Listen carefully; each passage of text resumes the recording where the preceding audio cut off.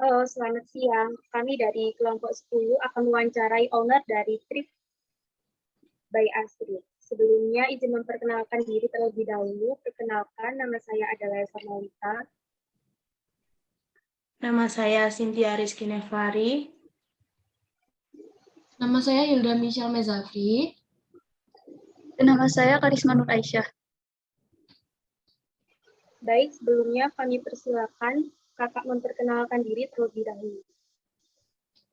Oke, baik. Terima kasih atas kesempatannya. Perkenalkan, nama saya Astrid Andani, selaku dari owner Thrift by Astrid.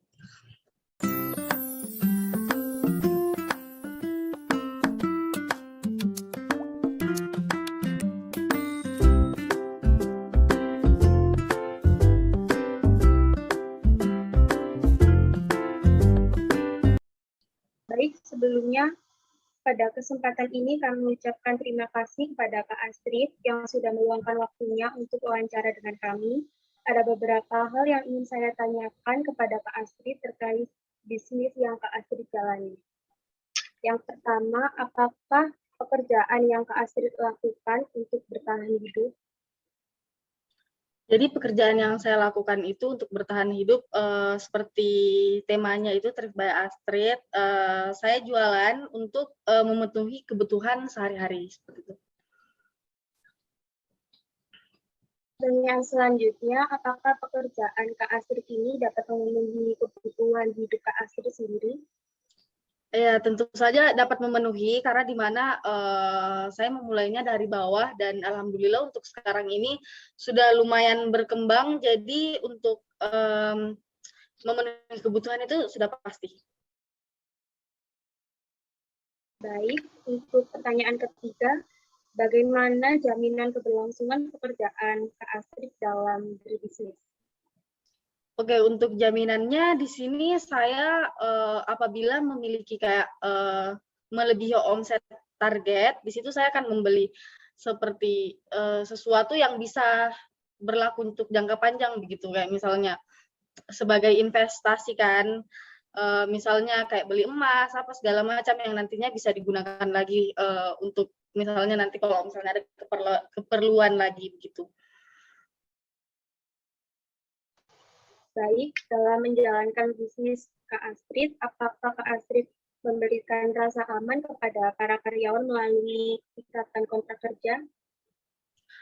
Oke, untuk pertanyaan yang itu, di sini saya memberikan apa ya, seperti pada umumnya saya kan memberikan gaji seperti sesuai kontrak kerja sebagaimana nominalnya, ya seperti itu aja sih. Kalau masalah untuk keamanan apa segala macam mungkin dia bisa atur sendiri, yang penting kita sudah kontrak kerjanya ya sesuai dengan nominal yang dua pihaknya itu setuju begitu. Apa yang memotivasi Kak Astrid untuk membangun bisnis ini? Motivasinya itu karena di mana barang thrift itu sudah ada sejak dahulu dan fashion itu pastinya tidak akan pernah mati gitu. Singkatnya sih seperti itu. Apakah Kak Astrid benar-benar menyukai atau menikmati dalam menjalankan bisnis yang Kak Astrid bangun? Iya, saya nikmati dan saya suka sama bisnis ini karena di mana saya juga anaknya kayak suka fashion dan mungkin beberapa dari kalangan kalau misalnya barang thrift itu kan dia bisa jangkauannya banyak gitu kan, jangkauannya banyak dari jangkauan orang-orang menengah ke bawah, menengah ke atas juga boleh gitu.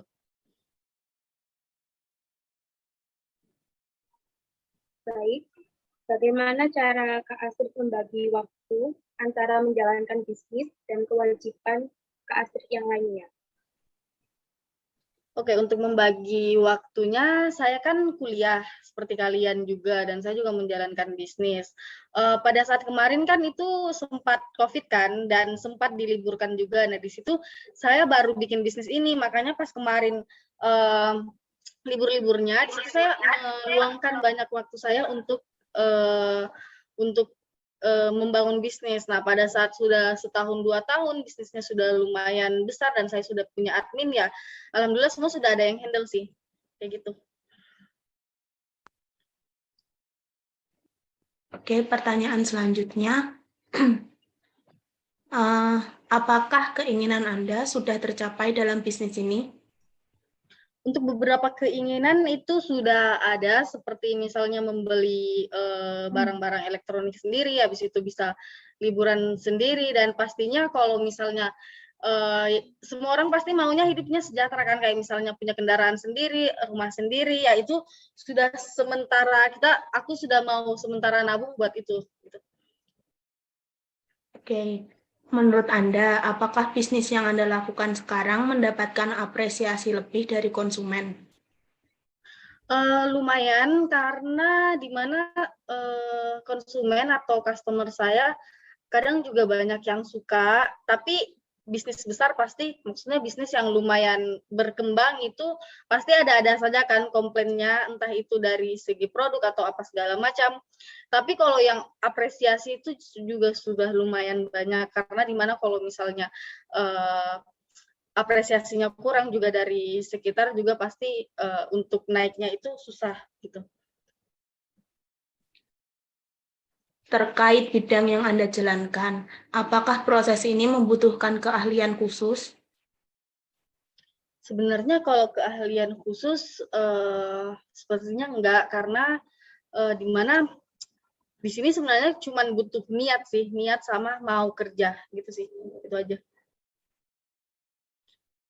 Jika boleh tahu, bagaimana cara Anda untuk terus mengembangkan kemampuan diri sebagai owner bisnis ini?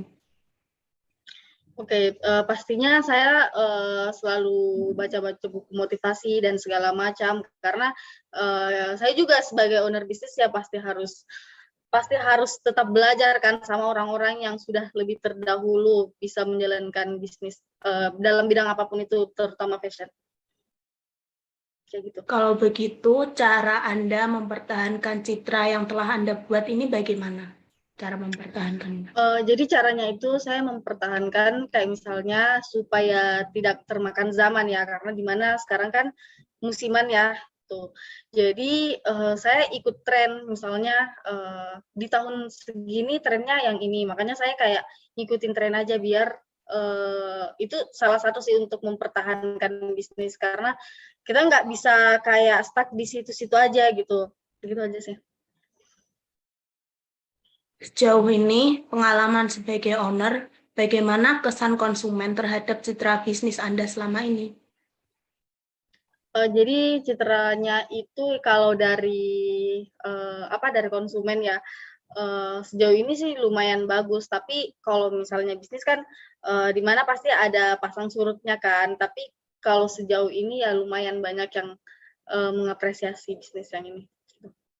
Dan pastinya juga bisa dilihat dari perkembangannya thrift itu sekarang sudah banyak kan, sudah banyak sekali yang muncul gitu. Baik, untuk pertanyaan selanjutnya akan saya berikan. Bagaimana kualitas produk yang Anda tawarkan pada konsumen? Jadi kualitasnya itu, saya kan buka bal gitu kan, bal itu kayak misalnya sekarung baju yang kita nggak bisa pilih isinya seperti apa. Nah, di situ itulah gunanya Thrift by Astrid hadir, itu karena untuk sortir dulu kan, untuk disortir dulu, dipisahin yang jelek apa segala macam, dan kita pastinya tetap memberikan ke customer itu yang terbaik dari isi bal tersebut. Yang pastinya diolah dulu, kayak misalnya dicuci dulu, kayak gitu. Oke. Bagaimana dengan kualitas dari jenis bahan yang Anda gunakan dalam produk Anda? Gimana, bisa diulang? Bagaimana dengan kualitas dari jenis bahan yang Anda gunakan dalam produk Anda? Oh, kalau kualitas bahan itu ya tergantung. Kalau misalnya kardigan kan itu bahannya bahan rajut ya, bahan rajut, bahan knit. Kalau misalnya kemeja ya bahan katun, bahan sifon juga kadang ada ya kayak gitu. Dan pastinya kita pilih yang pastinya kualitasnya ya bagus untuk menjaga citra bisnis, itu salah satunya. Kalau boleh tahu, proses pengolahan produk yang Anda hasilkan terhadap kualitas produknya itu bagaimana ya? Gimana? Bagaimana proses pengolahan produk yang Anda hasilkan terhadap kualitas produknya? Kualitas produknya, kalau kualitas produknya yang ya seperti saya bilang tadi itu kayak bahannya bahan knit gitu kan, karena ini bisnisnya itu bahannya bukan aku sendiri yang buat gitu kan, kita kayak langsung kayak apa ya, kayak ini kan barang bekas gitu, kita bukan yang bikin kainnya apa segala macam, yang emang kayak brandingan baju gitu kan. Kalau misalnya brandingan baju kan dia yang emang perhatikan ini bahannya harus ini, bahannya harus ini. Kalau misalnya thrift itu ya random aja sih, tergantung isinya kayak gimana. Baik, untuk pertanyaan selanjutnya, gimana sih agar produk yang Anda tawarkan itu sesuai harapan konsumen? Jadi itu kita pastinya quality check. Jadi kalau misalnya udah buka bal itu kita ada quality check yang dimana kita harus lihat kualitas barangnya itu kayak gimana, nggak ada hole-nya, terus dipastikan juga nggak ada defect berupa noda-noda kayak gitu. Jadi itu semua harus dihilangkan dengan cat dicuci. Oke. Menurut Anda, penampilan dan kemasan produk Anda apa sudah cukup menarik? Ya, menurut saya sudah lumayan bagus sih. Tapi yang dimana saya juga pasti harus tetap meningkatkan kualitas ya. Mungkin dari segi foto apa segala macam kayak gitu. Oke. Pertanyaan selanjutnya, bagaimana cara Kak Astrid menentukan target pasar atau konsumen? Untuk menentukan target pasar, di sini saya menentukan target pasarnya berdasarkan umur dulu. Kalau misalnya dari umur itu saya menargetkan dari umur 15 ke atas, dan pastinya targetnya cewek, karena yang dimana barangnya juga untuk cewek. Gitu. Oke. Untuk pertanyaan selanjutnya, bagaimana cara Kak Astrid mempertahankan para konsumen Anda terhadap produk bisnis yang Anda jalankan? Jadi untuk mempertahankan customer gitu kan, kayak misalnya cari langganan kan ya gitu, berarti kita harus meningkatkan kualitas produknya gitu. Kita harus kasih yang terbaik untuk orang-orang yang beli, biar kalau misalnya dia lihat kayak, oh ini bagus ya, kayaknya harus mungkin kalau next mau beli lagi mending di sini aja. Dan pastinya juga dari segi pengiriman itu juga pastinya dinilai kan. Jadi usahakan itu kalau misalnya dari aku itu kita carinya ekspedisi yang pastinya cepat gitu. Baik, Kak. Untuk pertanyaan selanjutnya yang saya ajukan kepada Kakak, yaitu yang pertama mengenai komunikasi. Apakah komunikasi juga berpengaruh terhadap pembelian produk atau usaha yang Kakak tawarkan kepada konsumen? Iya, pasti. Kalau masalah komunikasi itu sangat berpengaruh, di mana saya mengajarkan admin saya untuk tidak untuk berbicara sopan dan pastinya tidak mudah emosi ya, karena kadang customer itu ya kadang ada yang nggak sabar apa segala macam, dan di situ tim admin pastinya harus fokus, harus tetap sabar, cara ngomongnya tetap juga harus sopan dan kayak gitulah ya. Gitu aja sih.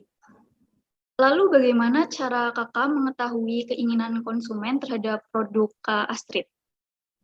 Untuk mengetahui keinginan customer itu kita tanya dulu dia maunya, kayak misalnya dia mau beli paket-paket kan di sini aku jualnya ada paket-paket. Nah, kalau misalnya kita tanya dulu dia maunya paket yang kayak gimana. Kita ada grade A, grade B, dan ya grade A dan grade B itu ada 2 grade.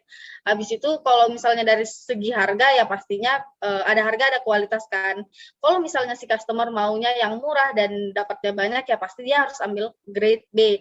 Tapi di situ kita tegaskan lagi kalau yang grade B itu mungkin udah nggak, maksudnya bagus, cuman nggak sepremium yang grade A kayak gitu. Gitu sih contoh kecilnya. Baik, terima kasih Kak Astrid. Mengenai bisnis yang dijalankan, pasti kan ada beberapa tantangan yang dilalui. Kalau boleh tahu, apa aja tantangan yang Kak Astrid hadapi dalam menjalankan usaha bisnis ini? Kalau tantangan itu sudah lumayan banyak sih. Yang pertama itu yang pasang surutnya pasti ada. Kadang mungkin di bulan segini itu omsetnya bisa 50-an, di bulan depan mungkin bisa saja omsetnya kayak 30-an kayak gitu. Terus habis itu banyaknya kayak persaingan thrift membuat kadang ada beberapa yang jualan thrift juga komplain ke kita, katanya harganya nggak masuk akal nih Kak, ngerusak pasar karena aku jualnya terlalu murah gitu. Tapi ya balik lagi, yang namanya usaha kan pasti ada persaingannya ya kan. Jadi kita harus bersaing secara sehat lah. Mungkin kalau misalnya dari segi harga ya bisa menyesuaikan kayak gitu. Gitu aja sih. Lalu dengan adanya tantangan yang tadi Kakak sebutkan, bagaimana cara Kak Astrid menghadapi tantangan yang menjadi penghalang dalam bisnis usaha Kakak? Oh, kalau untuk kalau untuk menghadapi masalah-masalah yang tadi sih sebenarnya masalahnya umum, di mana kalau untuk masalah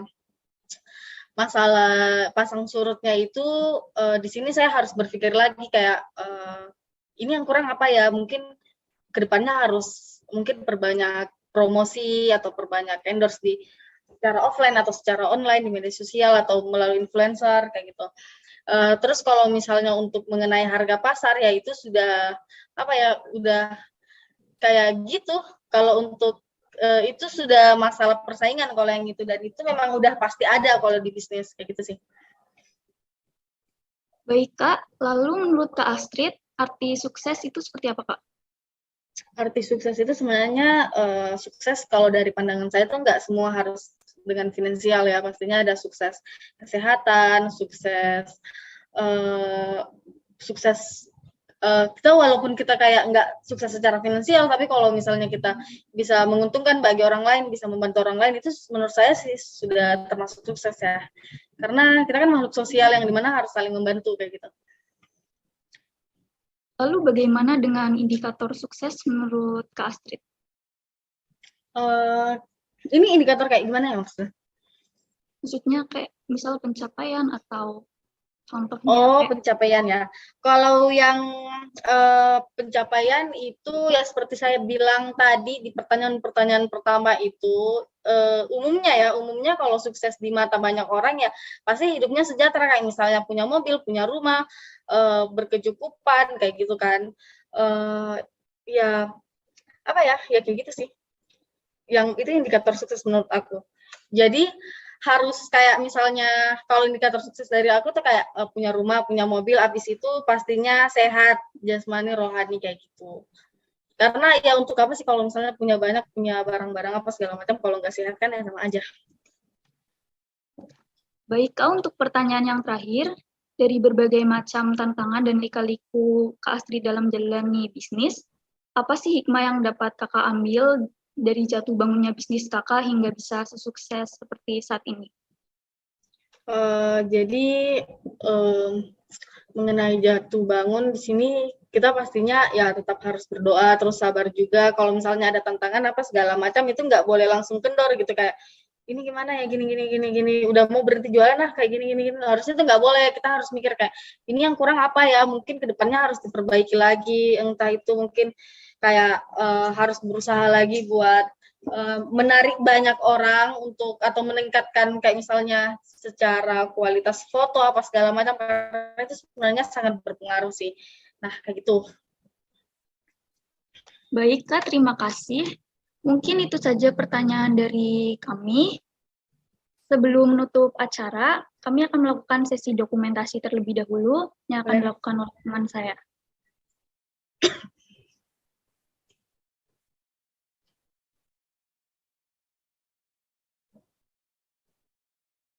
Dipersilahkan untuk pose.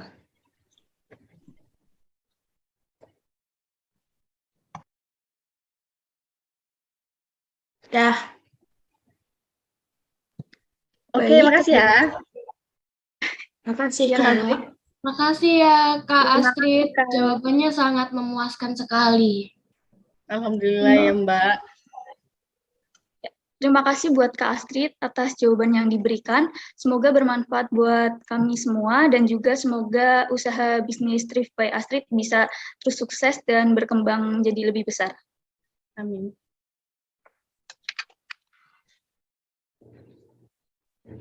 Oke, makasih ya. Aku izin live.